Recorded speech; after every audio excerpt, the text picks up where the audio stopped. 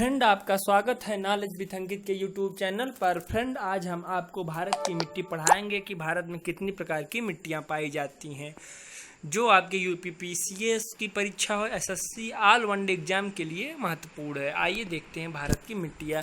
और फ्रेंड, आगे हम मैप के माध्यम से समझाने का प्रयास करेंगे। तो आइए देखते हैं। भारत में मिट्टियों के विज्ञान को मृदा विज्ञान कहा जाता है। तो जो मिट्टी का जो अध्ययन किया जाता है उसे जो है मृदा विज्ञान के अंतर्गत अध्ययन किया, जैसे पेडोलॉजी कहा जाता है। तो भारतीय कृषि अनुसंधान परिषद ने भारत की मिट्टियों को 8 वर्गों में बांटा है। तो आप देख सकते हैं कि भारत में जो है मिट्टियों को 8 प्रकार में बांटा गया है। तो पहले मिट्टी है एलुवियल सॉइल, जिसे जलोढ़ मिट्टी कहा जाता है। आप इंग्लिश पर जरूर ध्यान दीजिए, कभी कभी परीक्षाओं में ये इंग्लिश वर्ड लिखा रहता है। यह नदियों द्वारा लाई गई मिट्टी है। इस मिट्टी में पोटास की बहुलता होती है, लेकिन नाइट्रोजन, फास्फोरस एवं ह्यूमस की कमी रहती है। यह भारत की सबसे उपजाऊ मिट्टी है। तो आप जानते हैं कि अधिकतर लोग जो उत्तर भारत के हैं वो मिट्टियों में क्या डालते हैं, नाइट्रोजन अर्थात यूरिया का प्रयोग करते हैं। फास्फोरस और ह्यूमस की कमी रहती है। तो आप समझ सकते हैं यूरिया लोग इसीलिए डालते हैं क्योंकि मिट्टियों में नाइट्रोजन कमी रहती है। ह्यूमस का मतलब होता है जो पेड़ पौधे, जीव जंतु से जो सड़ने से जो खाद उत्पन्न होती है उसी को ह्यूमस कहा जाता है। आइए देखते हैं। यह मिट्टी भारत में लगभग 22% क्षेत्रफल पाई जाती है और भारत के संपूर्ण उत्तरी मैदान, तटीय मैदान जलोढ़ मिट्टी का बना है। तो भारत का जो उत्तरी मैदान है यह सब जलोढ़ मिट्टी से ही हुआ है। तो जलोढ़ मिट्टियाँ भी 2 प्रकार की होती हैं, एक बागर मिट्टी, एक खादर मिट्टी।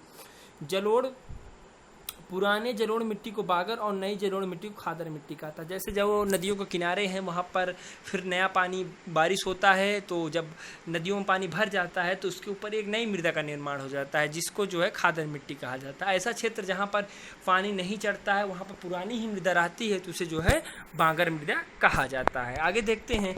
जलोढ़ मिट्टी उर्वरता के दृष्टि से काफ़ी अच्छी मानी जाती है। इसमें धान, गेहूँ, मक्का, तिलहन, दलहन, आलू की फसलें उगाई जाती हैं। आइए ब्लैक सॉइल को देखते हैं। काली मिट्टी बहुत ही इंपॉर्टेंट है। आप इस मिट्टी को देख सकते हैं। इस मिट्टी का निर्माण बेसाल्ट की चट्टानों से टूटने हो, बहुत ही इंपॉर्टेंट बात है। तो किस मिट्टी का निर्माण बेसाल्ट की चट्टानों से टूटने से होता है? तो आप बताएंगे काली मिट्टी। इसमें आयरन, चूना, एल्यूमिनियम, मैग्नीशियम की बहुलता होती है। ठीक है, ऐसी मिट्टी में आयरन की बहुलता, चूने की बहुलता, एल्यूमिनियम और मैग्नीशियम की बहुलता होती है। मतलब ये तत्व इसमें पाए जाते हैं।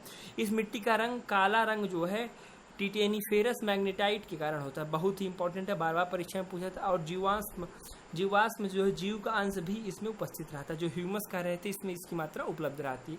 इस मिट्टी में कार्बनिक पदार्थों की अधिकता पाई जाती है। ऐसे पदार्थ जो कार्बन युक्त हैं इस मिट्टी में अधिक पाई जाती है। इस मिट्टी को रेगुर मिट्टी भी कहा जाता है। बहुत ही इंपॉर्टेंट, परीक्षा में बार बार पूछा जाता है कि रेगुर मिट्टी किसे कहा जाता है, तो आप बताएंगे काली मिट्टी को ही रेगुर मिट्टी कहा जाता है। आगे देखते हैं।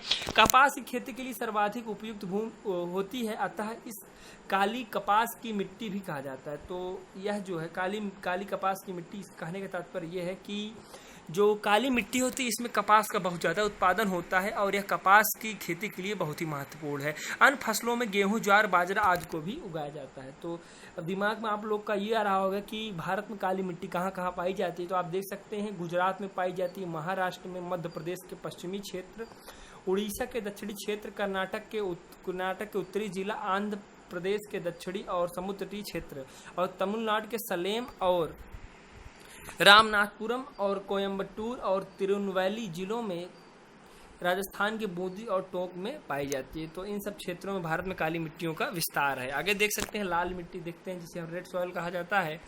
ये भी बहुत इंपॉर्टेंट है। इसमें आप देख सकते हैं इस मिट्टी का निर्माण जलवायु परिवर्तन के परिणाम स्वरूप रवेदार एवं कायांत्रिक शैलों के विघटन और वियोजन से हुआ है। तो आप देख सकते हैं इस मिट्टी का निर्माण जो है जलवायु में परिवर्तन होने के कारण जो रवेदार और कायांत्रिक शैलों का जो विघटन होने से इस मिट्टी का निर्माण होता है। इस मिट्टी में जो है सिलिका और आयरन की बहुलता होती है।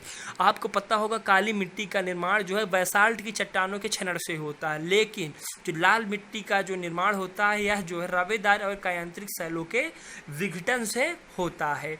लाल मिट्टी का रंग लौह ऑक्साइड की उपस्थिति के कारण होता है। तो आपके दिमाग में ये बात आनी चाहिए कि लाल मिट्टी का रंग लाल ही क्यों होता है, कोई रीजन है? तो इसमें जो है लौह ऑक्साइड होने के कारण वह नीला दिखाई देता है। तो लेकिन जल योजित रूप में जब इसमें जल पड़ता है तो यह किस रंग में? पीला दिखाई देने लगती है। ये भी इंपॉर्टेंट है कि जो है लाल मिट्टी का पीली दिखाई लगती है जब उस पर जल की मात्रा पड़ती है। यह अम्लीय प्रकृति की मिट्टी है, इसमें नाइट्रोजन, फास्फोरस और ह्यूमस की कमी रहती है। तो आपको बताया ऐसी मिट्टी जिसमें नाइट्रोजन और ह्यूमस की कमी रहती है उसे लाल मिट्टी कहा जाता है। इस मिट्टी प्रायः उर्वरता विहीन और बंजर भूमि में पाई जाती है। तो ऐसी मिट्टियों पर खेती नहीं की जा सकती क्योंकि इसमें नाइट्रोजन की कमी, फास्फोरस और ह्यूमस की कमी होती है। इस मिट्टी में कपास, गेहूं और मोटे अनाजों की खेती की जाती है। तो कपास की खेती, गेहूं, दालें और मोटे अनाजों की खेती की जाती है। भारत में मिट्टी आंध्र प्रदेश और एमपी के पूर्वी भाग, छोटा नागपुर के पठारी क्षेत्र, पश्चिमी बंगाल के उत्तरी पश्चिमी जिलों और मेघालय की गारो, खासी, जयंतीय की पहाड़ियों के क्षेत्र में। तो आप देख सकते हैं कि यह आंध्र प्रदेश में और एमपी में, आप देख सकते हैं पश्चिम बंगाल में, मेघालय के गारो, खासी, जयंतिया की जो पहाड़ी क्षेत्र है उसमें, और राजस्थान के अरावली पूर्वी क्षेत्र में, और महाराष्ट्र और तमिलनाडु के कर्नाटक के कुछ भागों में पाई जाती है। तो आप देख सकते हैं कई जिलों में मिट्टी पाई जाती है। चूना का इस्तेमाल कर लाल मिट्टी की उर्वरता, मतलब अगर आप इसमें चूने का प्रयोग करते हैं लाल मिट्टी में तो क्या होगी? इसकी उर्वरता बढ़ जाएगी जिससे आप इसमें खेती करने में सक्षम हो जाएंगे। तो चूने का इस्तेमाल करके हम लाल मिट्टी की उर्वरता को बढ़ा सकते हैं। आते हैं देखते हैं लैटराइट सॉइल, ये भी बहुत इंपॉर्टेंट है परीक्षा के दृष्टि से। इसका निर्माण मानसूनी जलवायु की आर्द्रता और शुष्कता के क्रमिक परिवर्तन के परिणाम स्वरूप उत्पन्न विशिष्ट परिस्थितियों के कारण होता है जिसमें आयरन और सिलिका की बहुलता होती है। तो इस मिट्टी का निर्माण जो मानसूनी जलवायु में आर्द्रता और शुष्कता, मतलब अगर वायुमंडल में नमी है या बहुत ज़्यादा शुष्क हो गई है, ऐसे परिवर्तन के कारण जो है ऐसी मिट्टी का निर्माण होता है।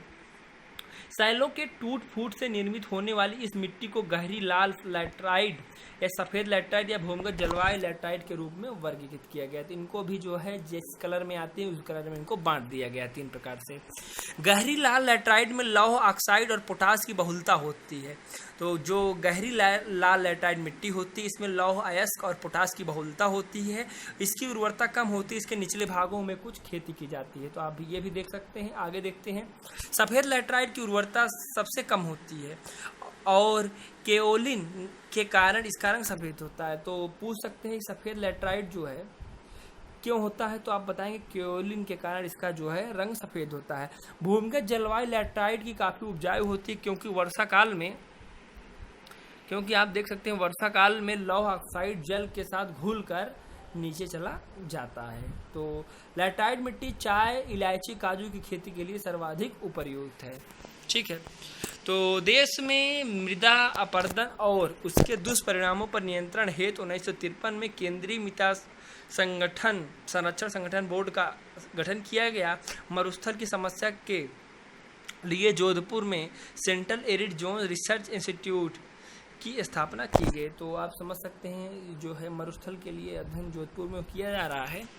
तो ये हमने 4 प्रमुख टाइपों को आपको करा दिया है जो परीक्षाओं में बार बार पूछे जाते हैं। मृदाएं और 2-3 प्रकार की और होती है जो आपको पढ़ने की ज़रूरत नहीं है। तो आइए थोड़ा देख लेते हैं नक्शे के माध्यम से क्या है कंडीशन, तो आपको हम समझाने का प्रयास करेंगे। तो आपने पढ़ा कि जो जलोढ़ मृदा है मैदानी क्षेत्रों में पाई जाती है, इन भागों पर जलोढ़ मृदा पाएगी। जो आप इस कलर से जो मृदा देख रहे हैं ये मृदा जो है ये सब पूरे कौन सी मृदा है? जलोढ़ मृदा है। ठीक है, आगे हम आपको अगर समझाने का प्रयास करें तो आप यहाँ पर देख सकते हैं ये आपकी जो है ब्लैक सॉइल, यह काली मृदा क्षेत्र है। और आप ये देख सकते हैं रेड मृदा क्षेत्र है, ये ब्लैक आप देख लैटराइट, ये साइड में ये मिट्टी जो रहती है लैटराइट मिट्टी है। ठीक है, लैटराइट। तो आप देख सकते हैं ये एरिड क्षेत्र है जिसे आप मरुस्थलीय मिट्टी का पढ़ते हैं, जो है ये मरुस्थलीय मिट्टी का क्षेत्र है। तो आप इस नक्शे के माध्यम से आप आसानी से देख सकते हैं कि भारत के किन क्षेत्रों में किस प्रकार की मिट्टी पाई जाती है। तो आप एक बार फिर देख लीजिए कि ये ऊपर वाली मृदा जो हरे रंग की दिख रही है ये जो है पहाड़ी मृदा इसे कहा जाता है, और जो ये वाला भाग है इसे जो है जलोढ़ मृदा कहा जाता है। ये काली मृदा का क्षेत्र है, ये वाला काली मृदा का क्षेत्र है, ये वाला लाल मृदा का क्षेत्र है, और इसके साइड वाले ये लैटराइट मिट्टी का क्षेत्र है, और इसे जो है मरुस्थलीय मिट्टी कहा जाता है। ठीक है फ्रेंड, चैनल को लाइक, सब्सक्राइब, शेयर करना ना भूलें। मिलते हैं नेक्स्ट वीडियो में।